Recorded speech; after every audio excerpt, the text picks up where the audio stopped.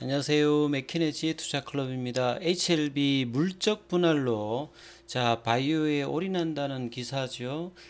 그리고 작년 흑자 전환이 있었습니다. 주가는 29,000원을 종가상으로 하회했습니다. 다음 주 투자 전략까지 살펴보도록 하겠습니다. 먼저 개장 전 미증시 선물 흐름부터 한번 살펴보도록 하겠습니다.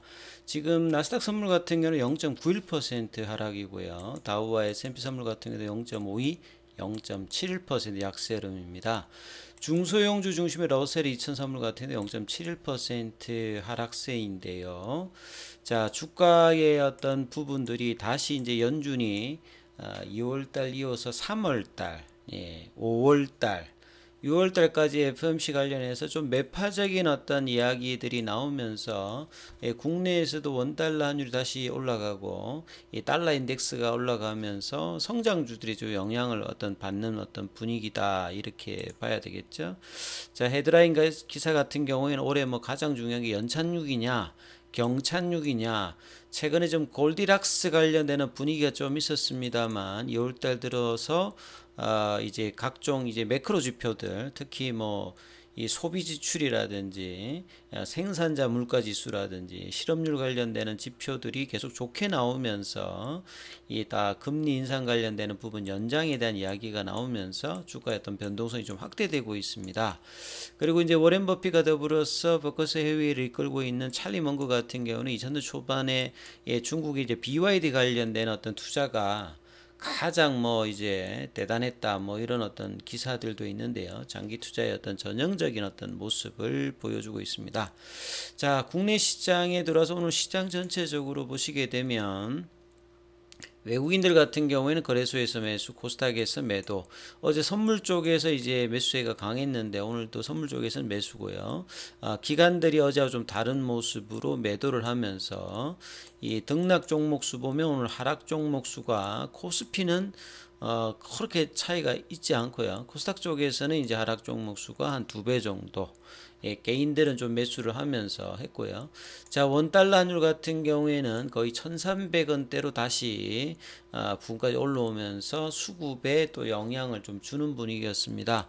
테슬라였던 주가가 좀 급락하면서 오늘 2차 전지 쪽의 종목들이 하락 조정이 있었고, 최근에 좀 이제 조정이 있었던 인공지능 관련된 AI 종목들이 시장 약세에도 좀 강세 흐름들이 좀 나왔습니다. 제약바이오 종목들은 종목별로는 이제 바닥권에서 치고 올라가는 종목들도 있습니다만 시가총액이 큰 대형주들은 큰 영향을 받지는 못했는데요. HLB 같은 경우에는 종가상으로 29,000원대까지 좀 이탈을 하면서 3만원대 어떤 박스권 회복이 이번 주에 실패를 했어요. 그 시간에도 한 100원 정도 빠져서 0.35%. 그리고 장중에 수급은 프로그램 쪽이 이제 어제하고 좀 다르게 오늘은 장중에 매도가 나오면서 외국인들 기관들이 하루 걸러서 지금 변동성이 수급상에도 나오는 어떤 모습이었고요. 분봉상에는 떨어질 때는 갭다운, 올라갈 때는 주춤한 모습이 계속 이제 시장 대비해서 부진한 흐름인데 오늘도 갭다운 시켜서 큰 흐름 없는 어떤 좁은 어떤 흐름에서 29,000원 회복이 안 되었습니다. 결과적으로 뭐 이렇게 단기적으로 좀 보게 되면 볼린저 밴드 하단선을 타고 좀 내려가고 있죠.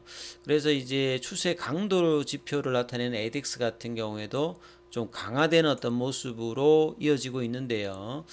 이럴 때는 이제 5일선 저항들이 빨리 회복이 되면서 이 추세의 어떤 반전이 나타나야 되는데 다음 주에 이제 이런 부분이 좀 중요하겠죠.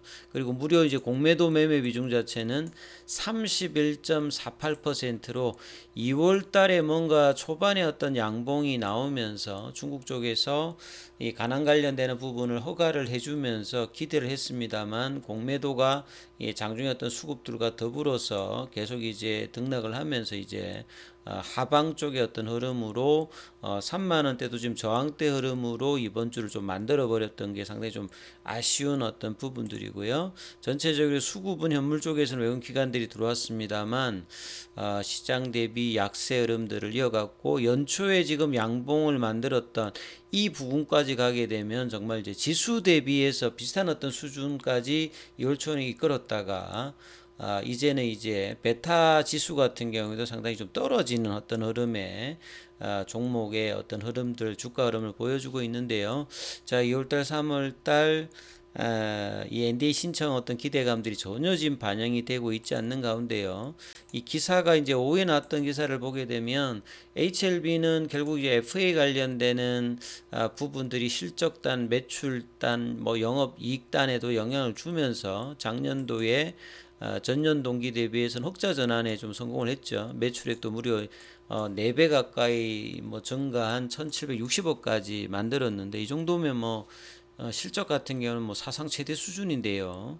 사실은 이제 이런 상황에서 이제 HLB의 본래 이제 사업이죠. 뭐 구명정 관련되는 부분이라든 뭐 수소 선박, 그 다음에 이제 선박용 파이프 관련되는 그 업을 지금 비상장 이 HN 뭐 ENG 이쪽으로 하는 어떤 물적 분할 관련되는 부분을 이사회에서 지금 이야기를 했는데요. 다음 달 3월 30일에 주총에서 이 부분이 결정되면 이제 5월 달에 이제 분할 기일이 있는 상태인데요. 자, HLB의 지금 M&A라든지 이런 어떤 기업 관련되는 부분들이 주가에는 단기적으로 영향을 주고 있지는 않습니다. 결국은 이제 뭐 이 신약 승인 관련되는 부분에 어떤 모멘텀을 성공하게 되면 이게 이제 시너지 효과를 되겠습니다만 지금은 뭐 이런 부분들이 실적단에는 주가단에는 전혀 이제 뭐 영향을 주고 있진 않아요. 그래서 이제 월요일날 이 부분이 어느 식으로 좀 시장이 반응하는지도 좀 보기는 봐야 되는데요. 그래서 그 재무적인 리스크는 사실 이제 뭐 이 코로나 기간에 뭐 FA라든지 이런 걸 통해서 이제 HLB가 매출단이라든지 영업이익 관련되는 부분은 완전히 이제 좀 뭐 관리 종목 지정이라든지 이런 부분에서 많이 좀 제외가 되었고요. 그리고 이제 작년도 12월 달에 이미 이제 의료용 물질 의약품 제조업 이렇게 업종도 이제 분류업종이 이제 변경이 되었죠. 그래서 이런 부분들을 더 갈증하기 위해서 아예 이제 물적 분할을 통해 가지고 완전한 이제 바이오 기업으로 전환하겠다. 이런 어떤 흐름입니다. 그게 이 물적 분할은 뭐 이 추가적인 어떤 인수 합병 관련되는 가능성도 뭐 열렸다. 이렇게 HLB가 또 이야기를 하고 그래서 병용적인 어떤 흐름은 계속 이제 이어지는 것 같아요. 그리고 이제 이런 부분들이 이제 주주들이 오랫동안 뭐 분할 요청을 했던 부분을 받아들였다 이렇게 이야기를 하고 있는데요. 자, 결국 이제 작년 8월달 유상증자 이후에 신약의 어떤 이 부분하고 이제 그 동행하면서 계속 이제 회사의 어떤 부분의 어떤 변화, 구조적인 변화들을 계속 이제 이끌어 나가고 있는데, 자, HLB 회사 내부에서 이제 이 물적 분할을 통해서 리보세라님의 어떤 신약 허가, 뭐 위암, 간암, 뭐 선양 염증과 관련되는 부분, 그리고 추가적인 어떤 인디케이션 확장을 위해서 주력하겠다.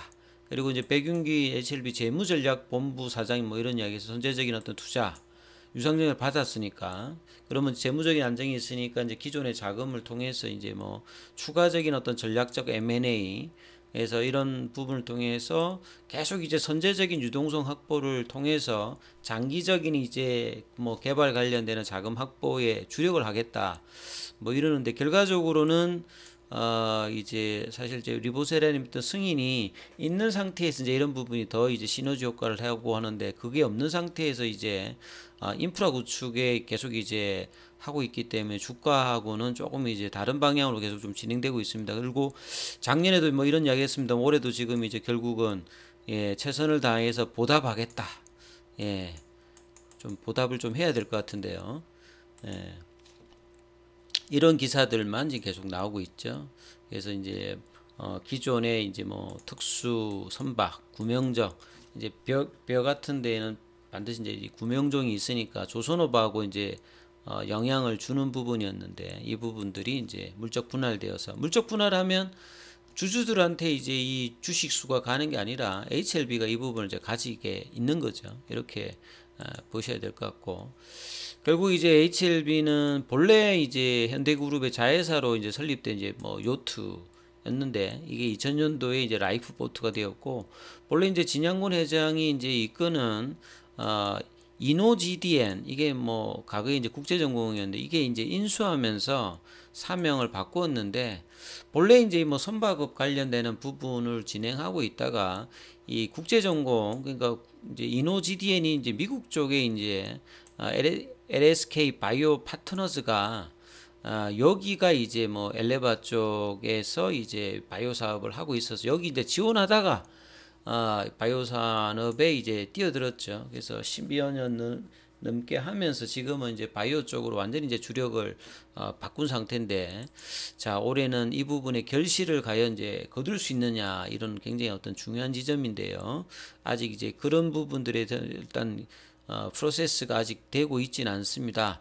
결과적으로 이제 간암 관련되는 부분은 암에서는 사실은 뭐 시장 규모라든지 가장 선호되는 게 뭐 국내에서는 뭐 위암이라든지 뭐 이 폐암이라든지 그다음에 뭐 갑상선암이라든지 그러고 이제 밑에 이제 간암 관련되는 부분들도 있고요. 그다음에 이제 항암제 시장에서도 이 간암 관련되는 임상이라든 이런 부분들이 그렇게 활발하지 않습니다. 그만큼 이제 간은 이제 뭐 조직 검사라든지 기저 질환 이런 부분이 있고, 그다음에 그래서 이제 이 간암 관련된 개발도 좀 쉽지 않은 어떤 암종 중에 하나인데요.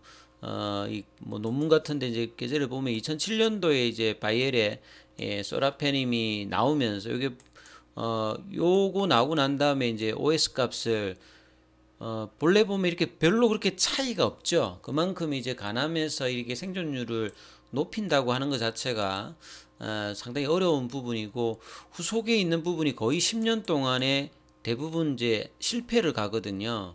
그래서 이제 초기에 이제 OS 값이 이 정도면 후발주자들은 이 데이터들을 넘겨야 되는 어떤 부분들이 있죠. 그래서 두 번째로 이제 에자이의 2018년도에 이제 요거죠. 이제 렘바티닉 관련되는 1차 치료제 입장에서는 에자이의 이제 이 부분들이 이제 퍼스트 라인 트리트먼트, 여기는 이제 2차 치료제, 세컨드 라인 이제 트리트먼트라고 보시면 될 것 같고, 여기에 보면 이제 OS 값도 여기도 보면 거의 이제 뭐 소라펜인가 비열등 형태로 레프렉터 이제 임상이 진행되었습니다. 자, 그런데 이제 소라페님이나 이런 보면 타켓이 여러 가지 타켓을 가지고 있어요. 이게 타켓 자체가 이 저분자 이제 함물질에서 이제 그 키나제 이제 억제제 관련되는 부분들은 이제 타켓 자체가 여러 가지가 있기 때문에 이제 이런 어떤 부분에서 이제 부작용도 나올 수 있고, 타켓의 어떤 정확도가 좀 떨어지는 어떤 부분들이 있는 차원이죠. 그래서 이제 2019년도